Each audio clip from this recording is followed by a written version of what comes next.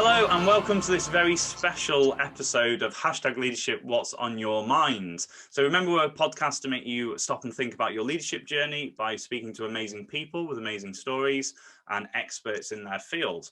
So today, 50th episode. I can't believe it. We've just been having a chat before we came on, but today I'm speaking to my dad. So Dad, how are you doing? You okay? I'm okay, thank you, Stuart. Yeah, thanks very much for having me on your podcast. This is an experience for me, and episode 50, I feel quite special. I know, yeah. So we've just been having a chat before we came on, and the reason I chose to do this, I kind of put this out to a bit of a poll a few months ago, and it's just great because obviously you've been behind the scenes the whole time, and obviously very much part of my journey for obvious reasons. So it's just been great to sort of reflect on the 50, but also mark it with this special occasion. So we'll probably talk a little bit more about how we've got to where we've got to, because we're just short of a year from when we started. But let's go into the format, okay? We don't want to break the routine. So Dad, for people who don't know you, just introduce yourself and tell us a little bit about your role and job. And obviously you're retired now, but tell us a little bit about yourself. Yeah, well, okay. My name's Ian Waddington.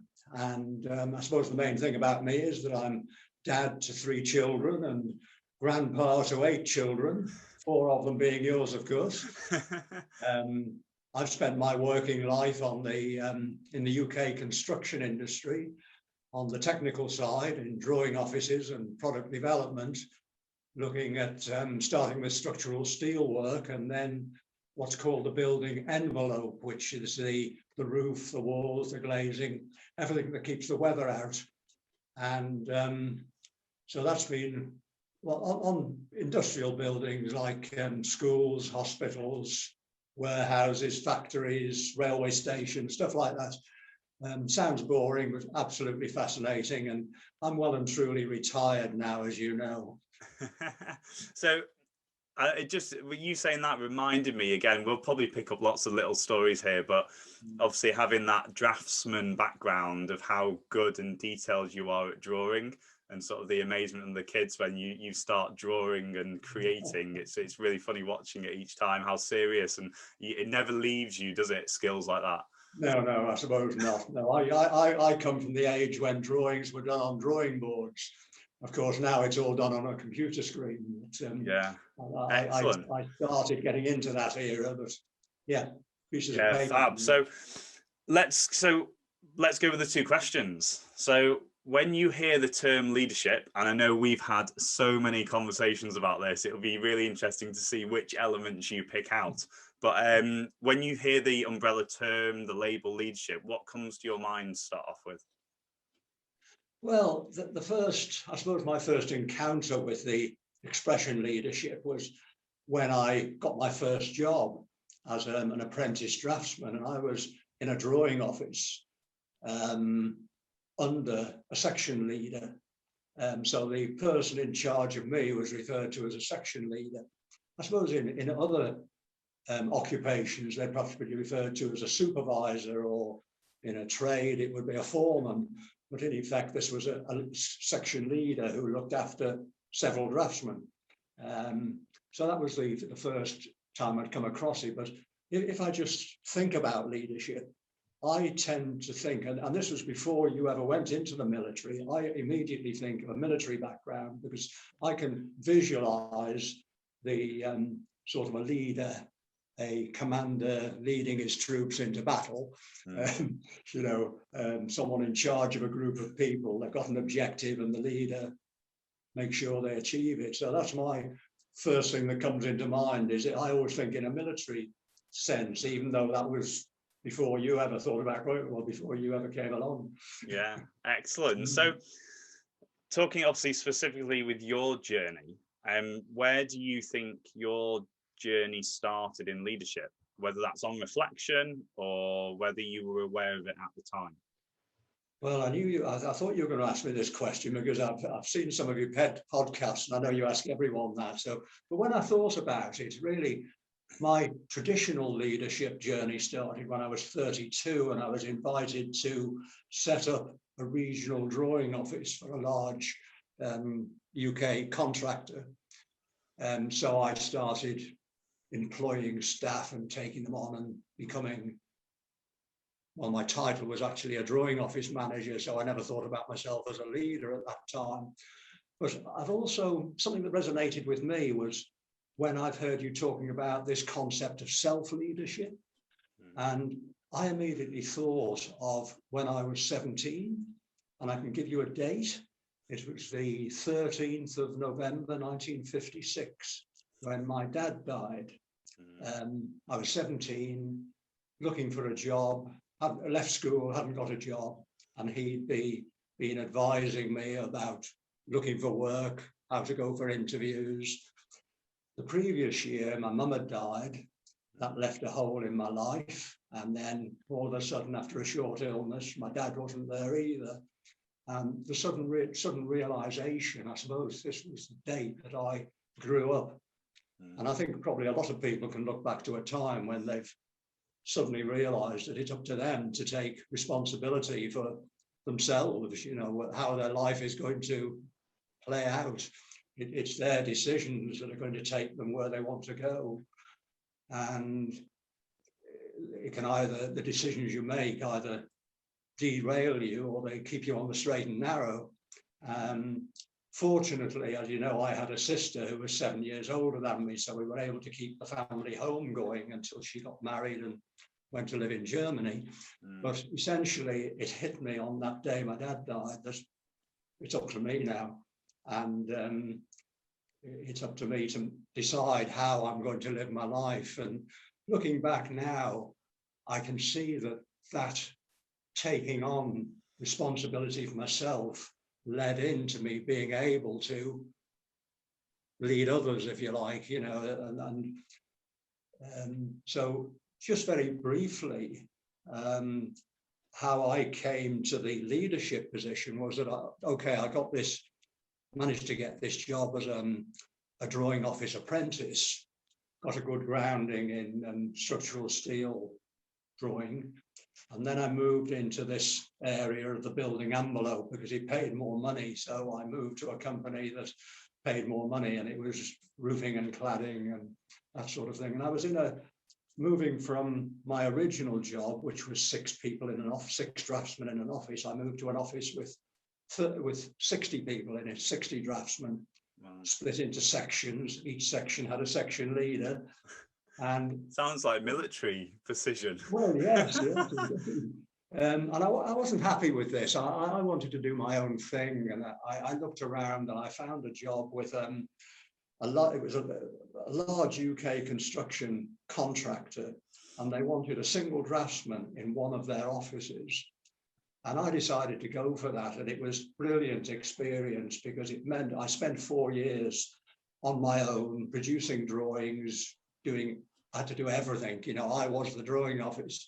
So I had to learn how to source the materials I needed, get the prints off the drawings, deal with the architects, the surveyors, the engineers, go to site meetings. It was a brilliant experience for 4 years. And then I was invited to start a regional drawing office. And I think the experience I'd had, and if you like, I suppose self-discipline in a way, that I'd done this job on my own, people realised that I'd be able to look after others. So I set the drawing office up, and over 2 or 3 years, I suppose, I built it up to myself and 7 draftsmen, a unit of 8 of us. And I decided that I wasn't going to have a conventional drawing office with section leaders. So it was me, title drawing office manager, and I decided that each of my draftsmen was going to be like I was, a person on their own, responsible for their own work. And because it had taught me so much and given me so much experience. So several of these guys, when they appeared, were a bit shocked to realize that they weren't going to have the comfort zone of having a section leader checking their work and checking what they do. But I found it worked well, and I never got any management training or leadership training, but the way I set the drawing office up and set it going, I think, I mean, I was actually keeping a closer check on the guys than they realised and what they were doing, making sure mistakes weren't being made. But I had two things in mind. One was that I wanted these guys to get better and what they did. And also I wanted them to be able to function if I wasn't around. I didn't want the drawing office to just not happen and work stop. I wanted them to carry on. And ironically, it proved to be very beneficial, because back in 1981, there was a recession in the construction industry, and I had to make a couple of the guys redundant, unfortunately. But also I had a spinal disc went on me. I had all sorts of back trouble and I was in hospital. I was off work for 6 weeks. And during that time, the drawing office continued to function. And I was delighted that the guys were able to, they did muddle through a bit, but at least they kept it going. And I thought, well, I'm glad I set up the drawing office in that way.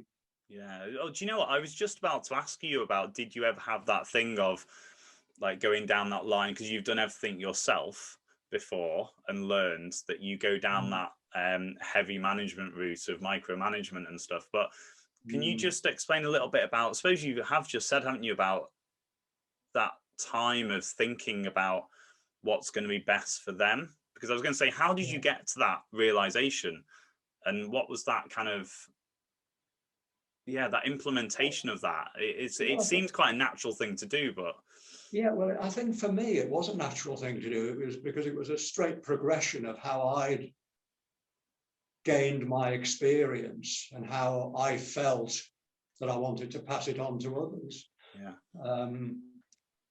And I think now you're doing what you're doing, and I've thought more about leadership. I could almost, if I was being trendy, I could call it the leadership paradox or something like that, because I think I was the drawing office manager, but I never thought of myself as a leader. And I think there's a lot of people out there who are managers and never think of themselves as leaders.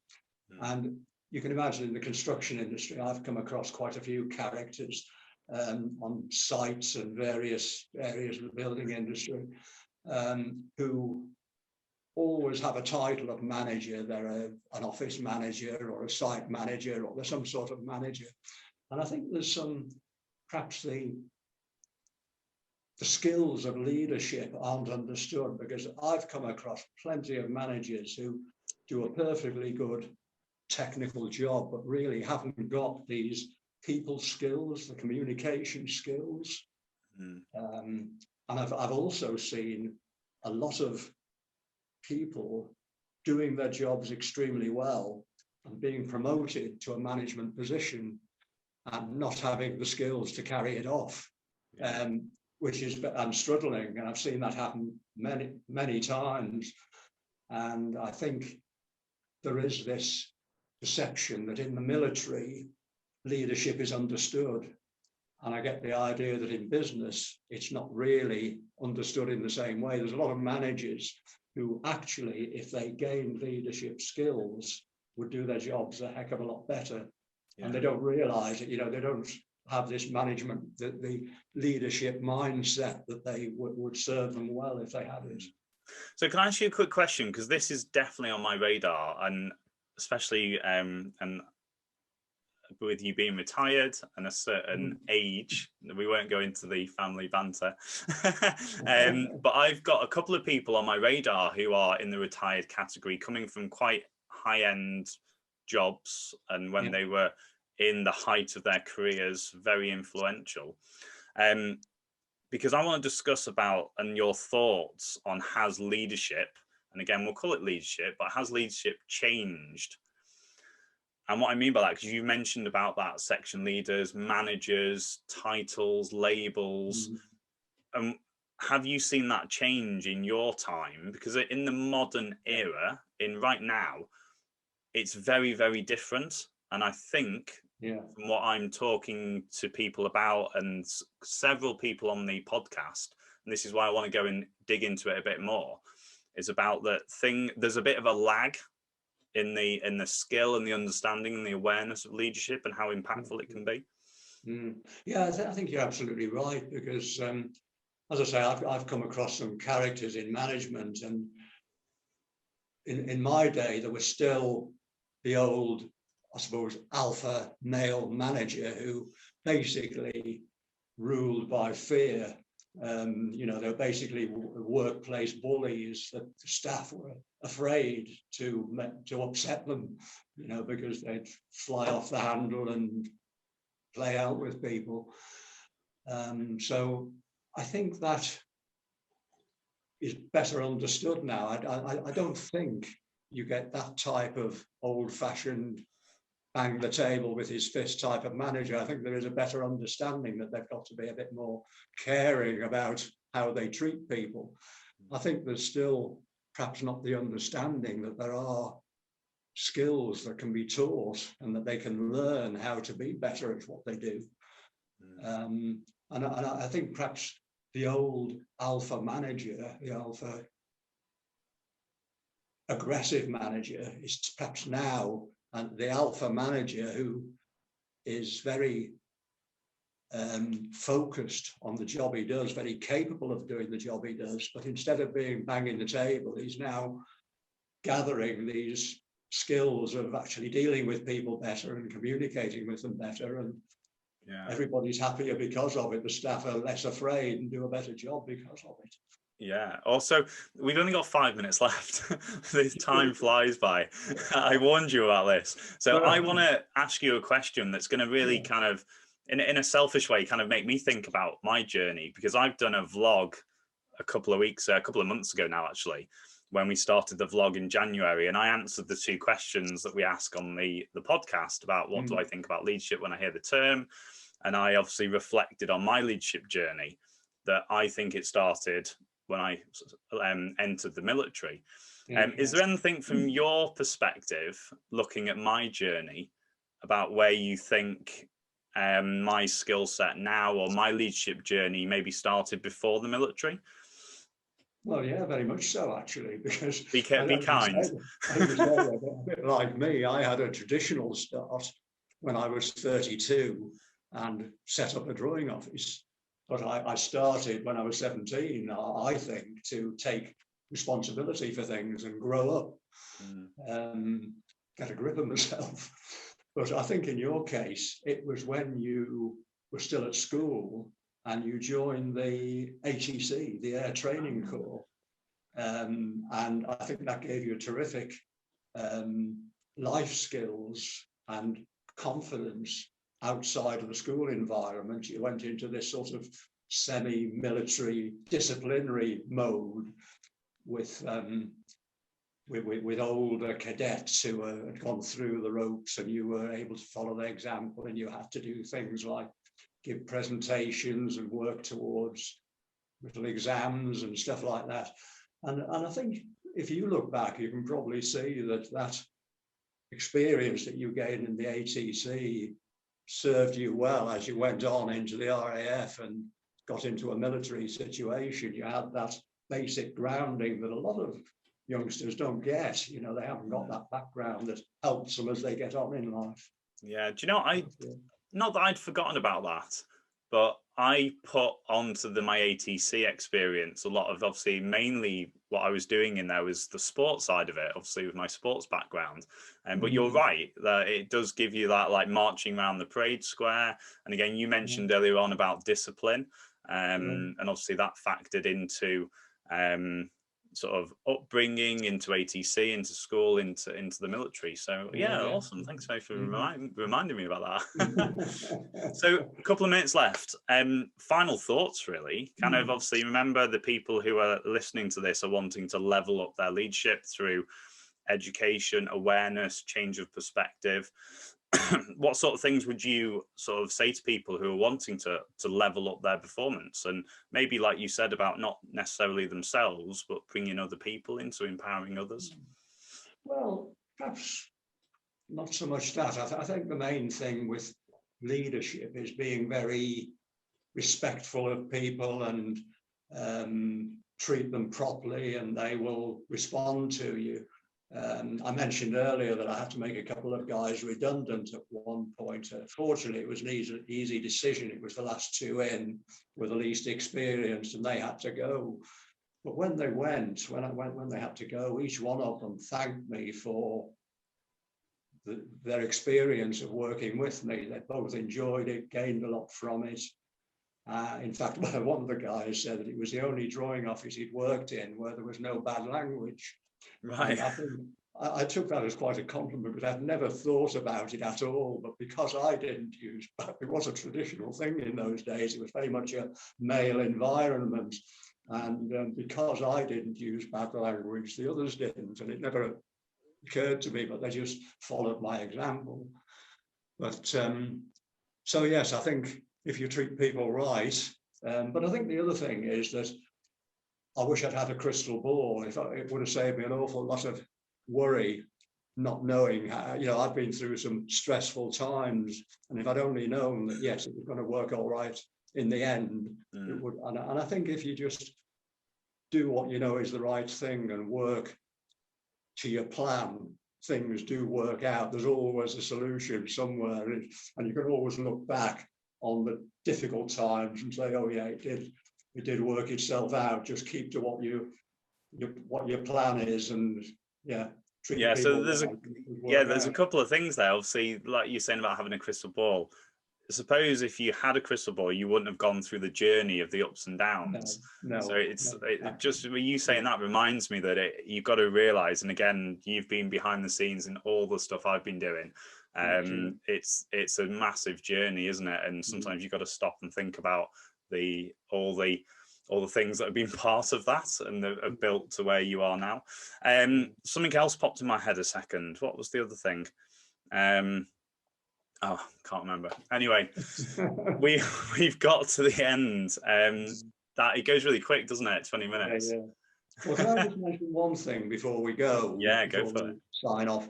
I know how passionate you are about helping people and helping people achieve their potential. Yeah. And I've seen some of the feedback that you've had from your clients, the thanks that they've given you. And I'm very proud of what you do. And long may it continue. I wish you every success.